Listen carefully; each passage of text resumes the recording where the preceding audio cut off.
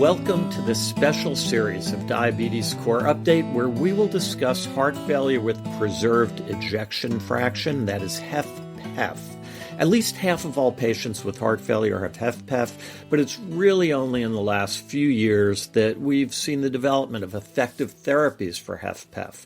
We've also found out that it is a lot more common than we used to think it is. I'm your host, Dr. Neil Skolnik, Professor of Family and Community Medicine at the Sidney Kimmel Medical College of Thomas Jefferson University. This series on heart failure is being sponsored by Roche. In part one of the series, we discussed epidemiology of heart failure. We had a focus on HFpEF, as we do today. We discussed pathophysiology, staging, and importantly, the focus during the first podcast was screening. Screening for heart failure, and this is not well appreciated, is now part of the ADA's standards of care. In this second episode, we're going to focus on treatment of HFpEF, because if you screen for something and you find it, you need to know what to do about that.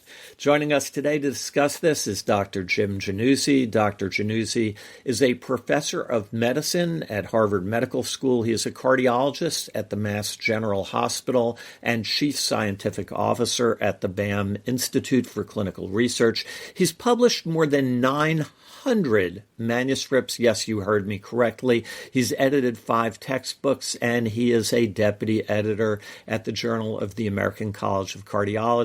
He's also co-chair of the landmark consensus report from the American Diabetes Association titled Heart Failure, an Underappreciated Complication of Diabetes. Welcome back, Jim. Yeah, Neil, thanks so much. It's really a pleasure to be back. Jim, can I start by asking you to help us understand what HFpEF is and why we should care about it as part of general primary care and endocrinology? Yeah, sure. So heart failure with preserved ejection fraction represents really at this point the majority of people who have heart failure in the community and in medical environments. And so it's important that people understand that it is going to be found in primary care and general endocrinology in large numbers. And we recently published data looking at the U.S. 2020 census to project the incidence and prevalence of heart failure in the next 30 years. And what we saw was a shocking 30 to 35% increase above and beyond what's already present in the population. And much of that will be driven by an increase in heart failure with preserved ejection fraction. So the numbers are large and they're growing. So what is HFpEF? This is heart failure with, as the name would imply, a preserved ejection fraction. But the key there is that the data regarding treatment, which we'll be talking about today, has not only focused on people with a frankly normal ejection fraction, which is 50 or 55% or greater, but also includes people with ejection fractions down to 40. That population, previously referred to as mildly reduced ejection fraction, is now rolled together in the treatment trials for HFpEF. And it's necessary for clinicians to understand that when they see someone with heart failure whose EF falls in between the previous cutoffs that we use for reduced, which is 40, and preserved, which is 50, that much of the data we discussed today applies to that population of patient. That's really helpful. And when we think about identifying people with HFpEF, is it easy? Does someone come in typically terribly short of breath, fluid overloaded, or is it a little more subtle than that?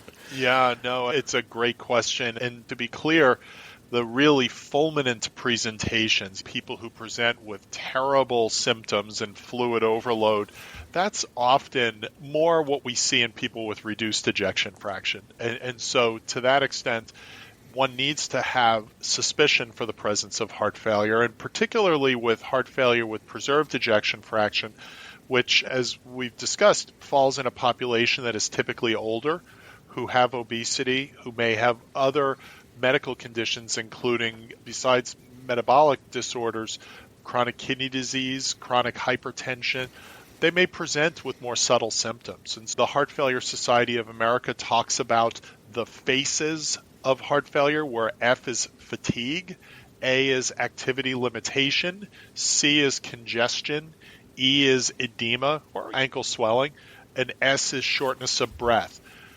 Take a step back and think about it, though. Patients may say, I was just getting older. That's why I thought I was short of breath or lacked energy.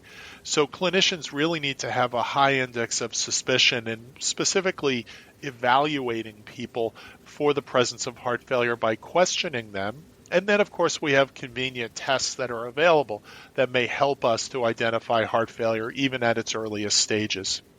And it's so important for our audience to recognize, because this is often subtle. It often overlaps in symptoms with a lot of people that we see. So we need to be thinking of it very readily, which leads us to the recommendations on screening. I know we went into depth last time on it. Today we're going to focus on treatment. But before we jump to treatment, if you can remind us what the recommendations are for screening for HFpEF, and then what you do with the results when they come back. Absolutely, yes. So the American College of Cardiology, American Heart Association, Heart Failure Society of America guidelines actually several years ago recommended measurement of a natriuretic peptide in order to identify the potential presence of heart failure in at-risk individuals. And the American Diabetes Association recently reaffirmed that recommendation in a very firm manner in the consensus document that I was co-chair of, but then also in their recent standards of care for diabetes, where the recommendation for a yearly measurement of N-terminal proBNP or high-sensitivity troponin might be useful to identify individuals at risk. And we know this as a very effective tool based on literally thousands of patients' worth of data showing that regardless of the presence of an established diagnosis of heart failure, if a person with diabetes, if a person with hypertension and left ventricular hypertrophy, if these people have an elevated natriuretic peptide, they have an immense risk for incident heart failure in a very short period of time. For example, in the CANVAS trial of individuals with diabetes treated with an SGLT2 inhibitor, an elevated NT-proBNP, and it doesn't need to be massively elevated. It just needed to be above 125 nanograms per liter, which is a very low threshold value, had a risk for heart failure in the 2 or 3 years of follow-up that was more than 540% higher than someone who is below that threshold. So adding a natriuretic peptide to the lab work we order for routine evaluation of our patients at risk for heart failure is an important and necessary step to make the diagnosis in a confident way. That seems very important. And so we order that BNP when we order our routine labs for diabetes. It comes back elevated. Let's say it comes back at a level of 200, 250. What do we do then to determine if the person actually has heart failure? Great question, and you chose a great number. 200, 250 for NT-proBNP falls in a range that a lot of people might shrug and say, it's not too bad. But in that range, the risk for incident heart failure is higher. And so what we should do at that point is first, again, it begins and ends at the bedside always. Understand the patient as best as possible. Extending the history and physical to really focus on the heart is an important aspect. An electrocardiogram to evaluate for the presence of arrhythmia or evidence for coronary ischemia, left ventricular hypertrophy, critically important. Doubling down on the things that we know prevent heart failure onset, including evaluation for uncontrolled hypertension and treating it, of course, evaluation of kidney function, and then, if appropriate, ordering an echocardiogram to evaluate for the presence of cardiovascular dysfunction is a very important step. Now, we haven't even gotten into the treatment, but we'll move on to that imminently. I think it's important to answer a question that comes up frequently at this stage, though, which is, when should I refer to cardiology? From my perspective, a person can and should be evaluated by a cardiologist at least once when they have an elevated natriuretic peptide to make sure that we're crossing all our T's and dotting all our I's with respect to the diagnostic evaluation. And certainly the higher the BNP concentration, or NT-proBNP, of course, the greater the urgency for them to see a cardiologist, because higher values are associated with greater risk. Great points. So now we have that person who comes back with an elevated NT-proBNP, a diastolic dysfunction on their echocardiogram, but no evidence of ischemic disease. Perhaps a history of hypertension and diabetes. Not an unusual patient for us to see. How do we approach treatment? Wonderful question. And this is where the reframing of this concept of the cardio-kidney metabolic syndrome has become such a, I think, facilitating tool for treatment. And what I mean by this is the American Heart Association took the 10,000-foot view and saw this overlap of risk factors that you yourself just cited, the presence of diabetes plus another risk factor such as hypertension or chronic kidney disease or having obesity. With that in mind, the good news is we're coalescing around a relatively small number of very effective treatments that actually span most of these various diagnoses in terms of their effectiveness, which really simplifies things to some extent for clinicians. The American Diabetes Association has been remarkably nimble in their recommendations with respect to treatment. If a person with diabetes has an elevated natriuretic peptide or an established diagnosis of heart failure, an SGLT2 inhibitor, both for glycemic control and for heart failure risk reduction, is now a recommended first-line treatment. Furthermore, in recognition of the cardioprotective benefits also of glycemic control drugs, namely the GLP-1 receptor agonist class, this class of drug is now also recommended upfront for treatment of individuals who have diabetes who also have cardio-kidney metabolic type overlaps. A person who has heart failure absolutely should be on an SGLT2 inhibitor. A person who has chronic kidney disease, which in turn is a risk for heart failure, should be on an SGLT2 inhibitor and a GLP-1 receptor agonist. A person who has obesity and heart failure should be on a GLP-1 receptor agonist. It's largely simplified in many ways for the diabetes control aspect of things. But then there are other drugs that might be brought to bear for treatment of individuals who have heart failure in this context.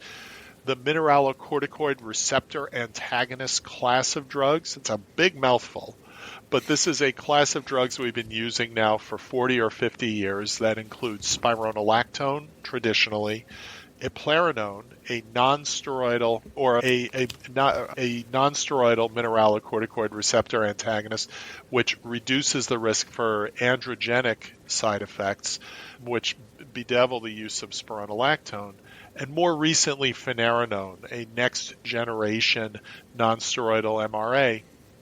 These are drugs that are able to reduce heart failure complications and may also protect kidney function in this context. Yeah, it's so important. And thank you. And I just want to re-emphasize what you said, which was this is first-line treatment. So the SGLT2s and GLP-1s, many people still think that everyone with diabetes is put on metformin first and then something else, but that's no longer the case. And this is because of its importance in treating chronic kidney disease and heart failure. When either one of those are existent for a patient, these take front line before metformin. Yeah, and thank you for bringing that point up. It certainly is controversial, particularly because people are comfortable with metformin. Metformin is relatively inexpensive. It works for glycemic control, but the data regarding the benefits of metformin relative to heart failure risk, since we're talking about heart failure, just aren't there. There are studies being performed now to really try to drill down on this question, but I strongly suspect that they will not have the same impact as the benefit that we see with SGLT2 inhibitors and in some studies GLP-1 receptor agonists. So appropriately, that latter two classes of therapy have been moved to the first line. Jim, it's also important for people to understand the level of effect. There are some medicines we use that help a little bit. Can you give us a sense of level of effect of the SGLT2s in treatment of heart failure, what the studies show in terms of benefit? Yeah, sure thing. So it depends on what you're looking for. What is the impact on congestive complications? What is the impact on kidney function, which again is an important predictor of progressive heart failure? The worse the kidneys get, the worse the heart failure gets. What we see in the clinical trials for the SGLT2 inhibitors, for example, is a reduction, around a 20% reduction, 20-25% reduction in the benchmark primary endpoint of cardiovascular death or heart failure hospitalization. That reduction was largely driven by first and recurrent heart failure hospitalizations. We don't have a good handle on how or why SGLT2 inhibitors reduce heart failure risk, but there's a clear consensus that they have an effect on congestion. There's a clear consensus that they have an effect on heart muscle integrity. They have an anti-remodeling effect. So they do more than one thing.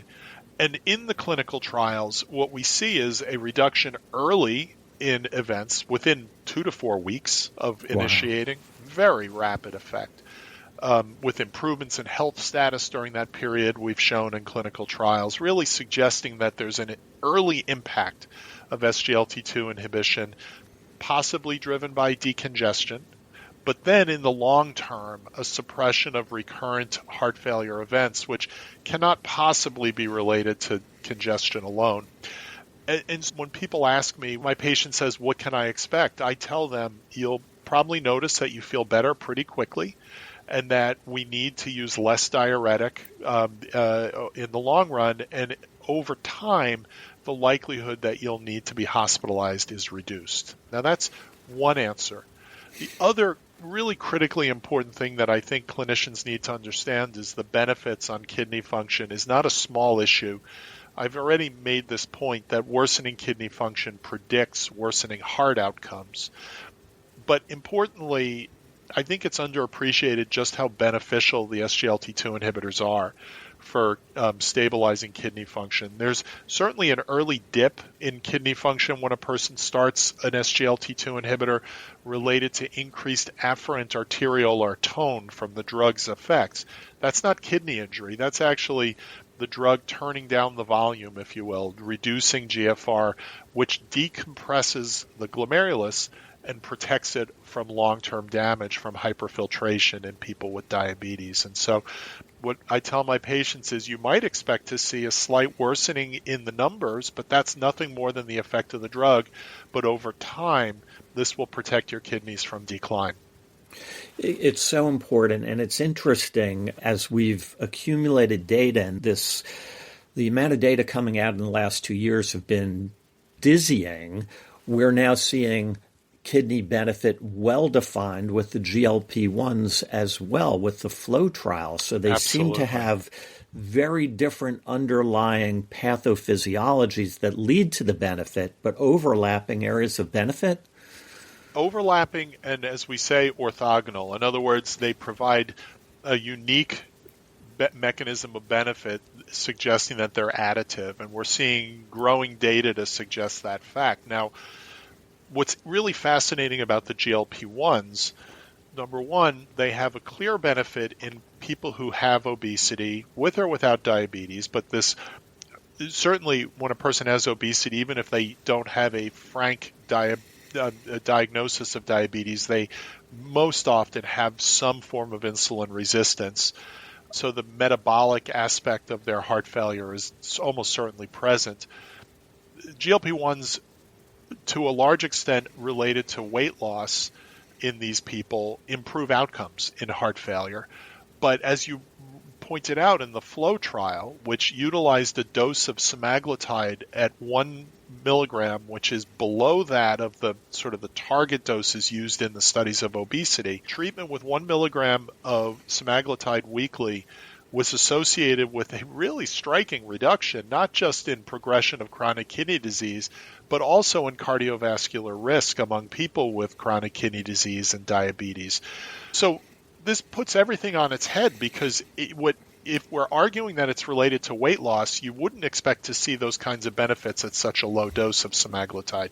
So your point is really right on target, which is that these drugs do much more than just their upfront mechanism of, for example, glycemic control or weight loss.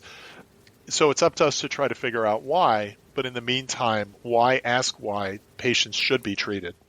Yeah, the clinical data is very clear. A question I often hear from my colleagues, because many of our patients are older, 75, 80 and older, is there still benefit, and we'll focus here on the SGLT2s, is there still benefit to using an SGLT2 in a patient with HFpEF as they become a bit more frail and older?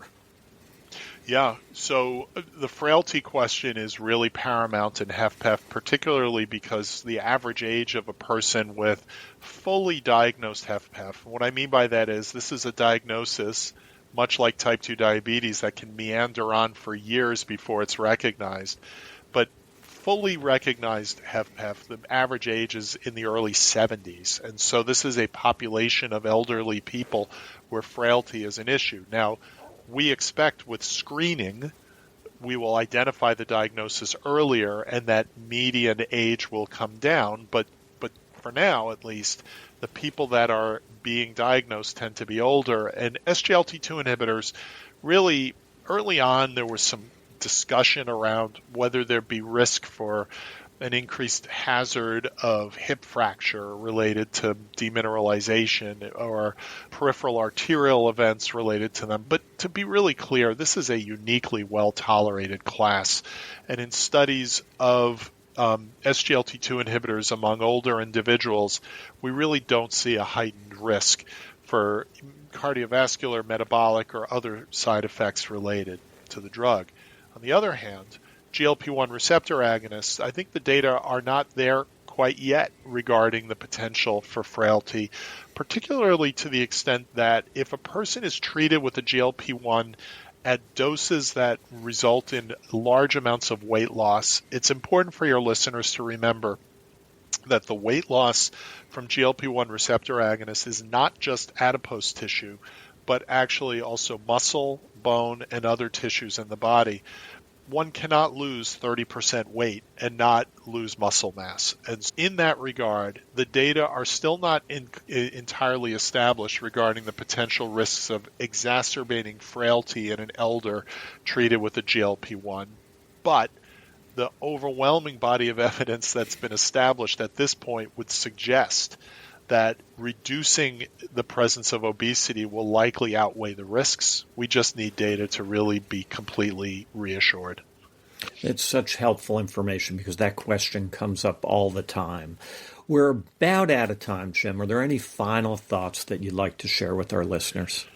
First of all, Neil, I want to thank you for the opportunity to join you to talk about what I feel is really should be number one on everyone's mind when they're evaluating persons who have diabetes, particularly people with long-standing disease, people with poorly controlled diabetes, and certainly if they have micro or macrovascular complications such as chronic kidney disease, retinopathy, or neuropathy. Those are the people where the presence of heart failure, the pretest probability is so high that screening would be expected to identify a large percentage of people who can and should be on therapies that reduce risk for progressive heart failure, improve feel and function, improve survival, and really do so in a really profound way. So clinicians, please, when you're talking to your patients, have a high index of suspicion for the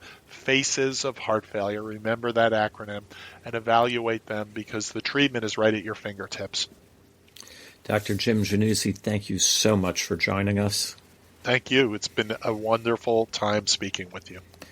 And most of all, of course, thanks to our listeners, this is a critically important topic because, as we talked about, the presentation of HFpEF can be subtle. We know that it's common, and both those reasons are why there are now very clear guidelines for routine annual screening. In the first part of this series, we focused on the basics: epidemiology, pathophysiology, staging, and we talked about the screening recommendations in depth. Today, we had the opportunity to focus on treatment, critically important. In the third episode, we're going to drill down a little bit more about clinical decision-making around specific cases and those tough questions that we often ask ourselves: which medicine to use with which person, when to use more than one medicine, etc. These special editions of Diabetes Core Update are sponsored by Roche. We thank you for listening. For the American Diabetes Association, I'm Dr. Neil Skolnik. Till next time, stay safe and keep learning.